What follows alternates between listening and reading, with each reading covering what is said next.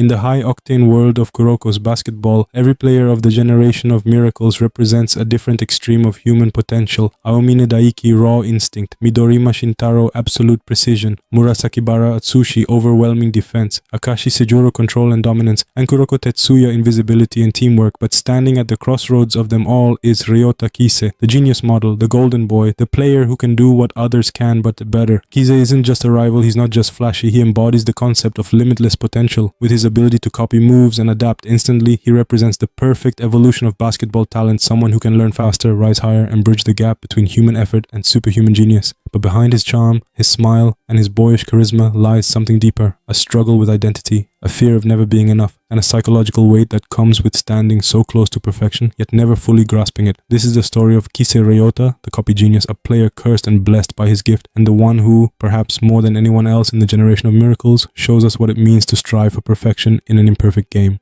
Kise's backstory is unique among the generation of miracles. Unlike prodigies like Aomine or Akashi, Kise didn't begin basketball as a god-tier talent. In fact, he was a late bloomer, someone who only picked up the sport in middle school. And yet, within months, he skyrocketed to the top.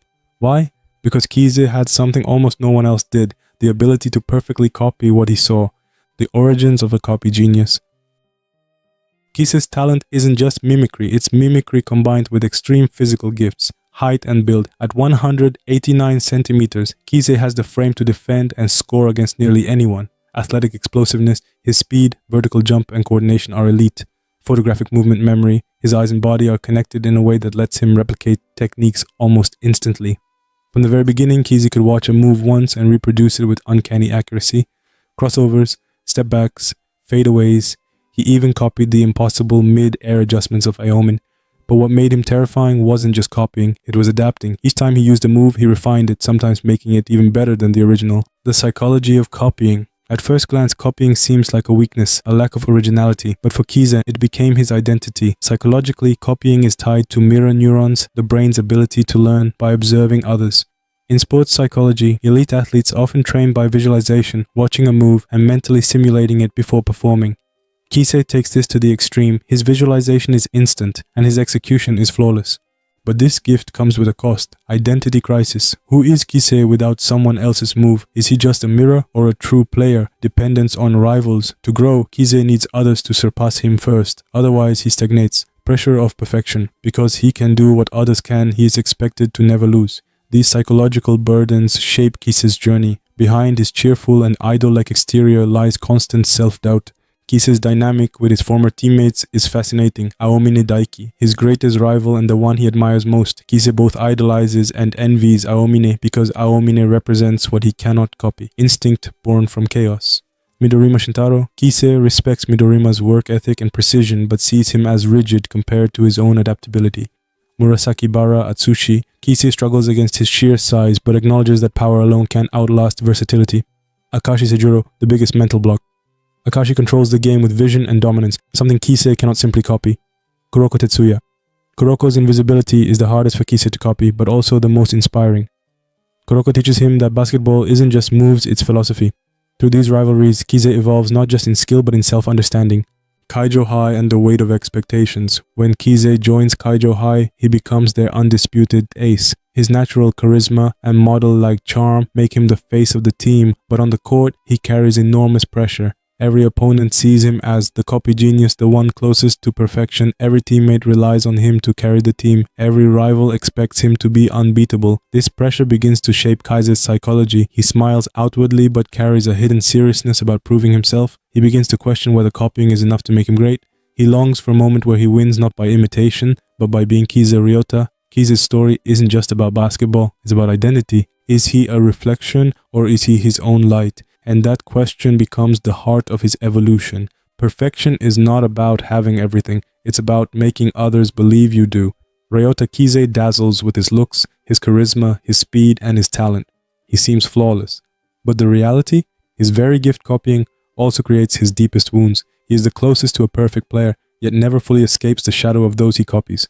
The rivalry with Aomine Daiki, idol and enemy. Kise's relationship with Aomine is arguably the most psychologically rich in kurokonobasket. Admiration, Kise looks up to Aomine, seeing him as the embodiment of basketball's joy and freedom. Envy. No matter how much Kise copies, he cannot perfectly replicate Aomine's instinctual improvisation. Challenge Aomine represents the wall Kise cannot break. To defeat Aomine would mean surpassing his own limits. Kise's curse is not that he can copy anyone, is that he cannot copy the one person he most admires. This is why his eventual showdown with Aomine becomes a turning point. For Kise is not just about winning a game, it's about proving to himself that he isn't merely a shadow. Akashi, the mirror, breaks. Kise's biggest psychological barrier is Akashi. Akashi doesn't just play, he controls. His emperor eye sees movements before they happen, and his commanding aura bends games to his will. For Kise, Akashi is terrifying because he cannot copy leadership, he cannot copy aura, he cannot copy dominance born of absolute belief. This is why his battles with Akashi are different. They are not tests of skill, but of identity. Akashi forces Kise to confront the truth. If he wants to be more than a shadow, he must find his own light. The psychology of copying blessing and curse. When you live as a mirror, people forget to look for the person holding the glass. Psychologically, Kise's talent creates three internal battles. Self-identity crisis. If everything he does belongs to someone else first, what makes him Ryōta Kise? Pressure of perfection. Because he can copy, people expect him to never fail. Failure feels twice as heavy. Dependence on rivals. His growth is tied to others without strong opponents. He stagnates. This is why Kise's evolution is so compelling. He isn't just chasing victory. He's chasing selfhood. Kaijo high and the weight of being the ace. At Kaijo, Kise becomes the center of attention. His teammates adore him, but rely on him too much. Fans idolize him as a model and athlete. Rivals see him as the copy genius and target him relentlessly. This external pressure feeds his internal struggle. Outwardly, Kise remains cheerful, flirty, and lighthearted. Inwardly, he is consumed with doubt. If I lose, am I exposing myself as nothing more than a fake? This duality makes his arc powerful. Behind the idle smile lies the quiet desperation of someone terrified of not being enough. Kise Ryōta is the closest to a perfect player, but also the furthest from knowing who he truly is. When talent reaches its limit, obsession begins. And when obsession meets genius, something new is born. Kise's story takes its most dramatic turn with the creation of his ultimate weapon, perfect copy. The road to perfect copy. At first, Kise could only replicate individual moves. He was terrifying, but still limited. He needed to see a technique first, and even then, his stamina dropped sharply after using advanced copies. But through endless battles against a generation of miracles and the lessons he absorbed from Kaijo's struggles, Kise took his gift one step further. He trained his body to withstand the physical strain of combining multiple copied moves. He sharpened his observation speed to the point where he could read and reproduce movements instantly. He pushed his confidence high enough to attempt mixing impossible combinations. The result? Perfect copy, the ability to replicate the moves of all generation of miracles players seamlessly in real time. This wasn't just a power-up, it was the answer to Kise's identity crisis. For the first time, he wasn't just copying, he was synthesizing. To be perfect is to be unrelenting, to be near perfect is to be human. Kise's perfect copy changes the way we see him, and the way he sees himself. But psychologically, it's both liberation and burden. Liberation. He no longer feels less than the others. With perfect copy, he can fight them as equals. Burden perfection is exhausting. Perfect copy drains him physically, leaving him vulnerable. The closer he gets to being flawless, the heavier the price. This reflects a universal truth: perfection is never free. The harder you chase it, the more it consumes you. The symbolism of perfect copy. Kise's perfect copy isn't just a technique. It's a metaphor identity. He evolves from being just a copy to creating his own synthesis of skills. Human limitation. Even perfection has limits. His stamina cost shows that no human can truly sustain flawlessness. Aspiration Kise embodies the dream of every player, to be able to do everything. While perfect copy elevates Kise, it also reveals the danger of his gift. He pushes his body to breaking point. His teammates grow over-reliant on him. His self-worth becomes even more tied to performance. Psychologically, this creates a paradox. The closer Kise gets to perfection, the more fragile he becomes. The more he proves himself, the more he risks losing himself. If the others are kings of their own kingdoms, Kise is the bridge that can walk between them all. This makes him stand out because he represents the ultimate what if. What if you could learn anything? What if you could be anyone? What if you could hold every strength in one body? The psychology of admiration and rivalry. Kise's journey is deeply shaped by his psychology of admiration. Unlike Aomine or Akashi, who grow arrogant in their gifts, Kise remains humble, even insecure. He admires his rivals even as he seeks to surpass them. This humility makes him relatable. It shows that greatness doesn't always come from arrogance, sometimes it comes from respect. And in this way, Kise reflects the audience. We too look at the generation of miracles with awe. Kise is our stand-in, the one who says, I want to be like them. I want to stand with them. Perfection isn't about never failing. It's about daring to rise, even when failure seems inevitable. That is the essence of Kise Ryōta, the curse of being too good. The higher you rise, the lonelier the view becomes. This is the paradox of Kise. He is admired by everyone. He is envied by many, yet he feels isolated because no one truly understands the burden of being able to do everything. Other miracles have singular struggles. Akashi with control, Aomine with boredom, Midorima with obsession.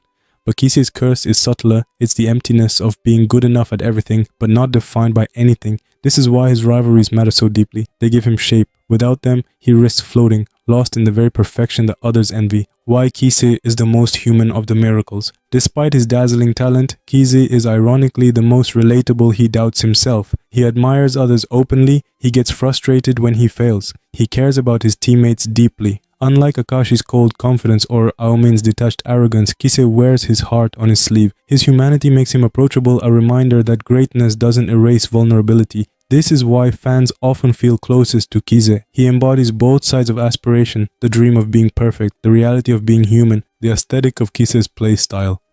Kise's basketball is beautiful to watch, not just effective. The fluidity of his perfect copy creates an almost balletic movement, Aomine's improvisation.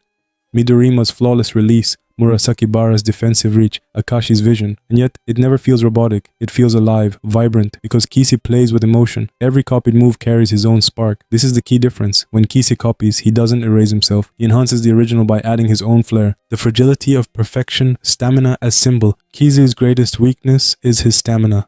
Perfect copy drains him rapidly, forcing him to choose when and how to unleash it. This weakness is symbolic. Perfection is not sustainable. True strength lies in endurance, not just brilliance. Even the closest thing to a perfect player must acknowledge human limits. In this way, Kise's stamina becomes a narrative reminder. Basketball is not about flashes of perfection, it's about consistency, teamwork, and trust. Perfection is an illusion, but sometimes a person can step close enough to it that we catch a glimpse of what it might look like. Kise Ryōta, more than any other member of the generation of miracles, embodies the paradox of human potential. The dream of being limitless, and the reality of being fragile. His legacy in Kuroko's basketball is not just his ability, but what his journey tells us about greatness itself. The lonely weight of admiration. One of the most underrated aspects of Kise's character is the loneliness of being admired. His teammates rely on him, his opponents fear him, fans adore him, and yet, very few understand him. To the world, he's a prodigy, a golden boy, a flawless star, but beneath that, he carries the insecurity of being just a copy. Admiration feels sweet, but when no one sees your struggle, it becomes another kind of isolation. The psychology of the copycat. From a psychological standpoint, Kise represents imposter syndrome, the fear that his success isn't real because it's borrowed. Identity crisis, the struggle of defining himself beyond imitation. Resilience, the ability to transform weakness into strength. By the end of his arc, Kise transcends imitation. He doesn't just copy, he integrates. He becomes a player uniquely his own. Why does Kise resonate so deeply? Because his struggle is not limited to basketball. It's the struggle of life itself. In careers, we imitate mentors before finding our voice. In art, we copy before we create. In relationships, we adapt before we define ourselves. Kise symbolizes this universal process. He reflects the truth that to copy is to learn, and to learn is the first step toward originality. At the heart of Kuroko's basketball, each miracle stands for something greater than themselves. Aomine teaches us about freedom. Akashi teaches us about control, Kuroko teaches us about teamwork, and Kise, he teaches us about becoming. Kise Ryōta is the mirror of perfection, not because he is flawless, but because he reflects the best of others while never losing his humanity. He is proof that greatness doesn't require being the first, the strongest, or the most original. Greatness is born when we embrace what we learn, add our own spark, and keep moving forward. And that is why, in the end, Kise Ryōta may be the most important miracle of them all.